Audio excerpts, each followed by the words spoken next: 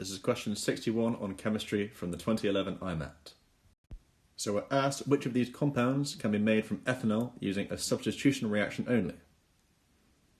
So we have ethene, ethanal, ethanoic acid, ethoxyethane and bromoethane. So firstly, what is ethanol? We know this of course is CH3CH2OH, and this OH is our alcohol functional group.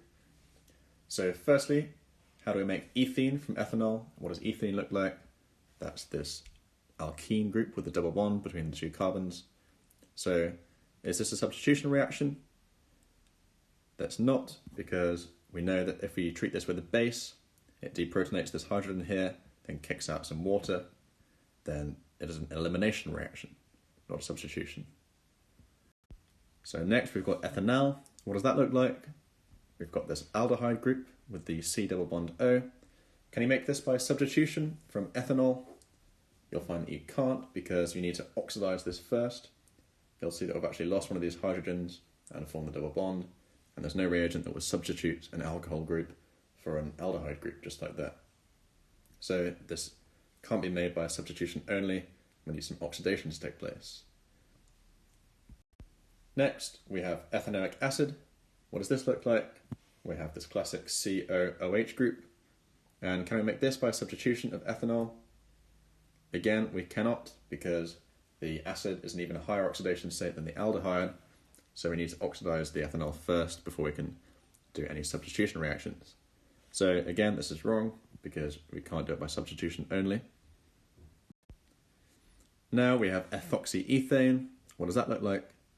Well, the ethoxy, then the alkane means we have an ether. So we have the two ethyl groups connected to the central oxygen.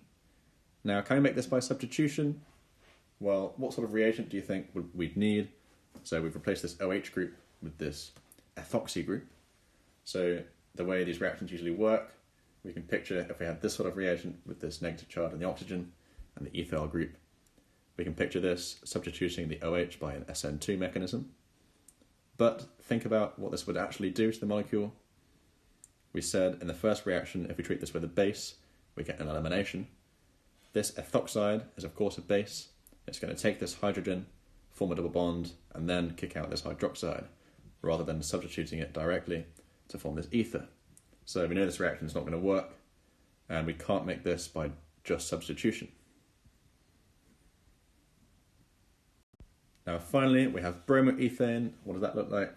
We just have this Br group on one of the carbons. So can we make this by substitution only? Well, you can imagine Br minus coming in and substituting the OH out. Would this work?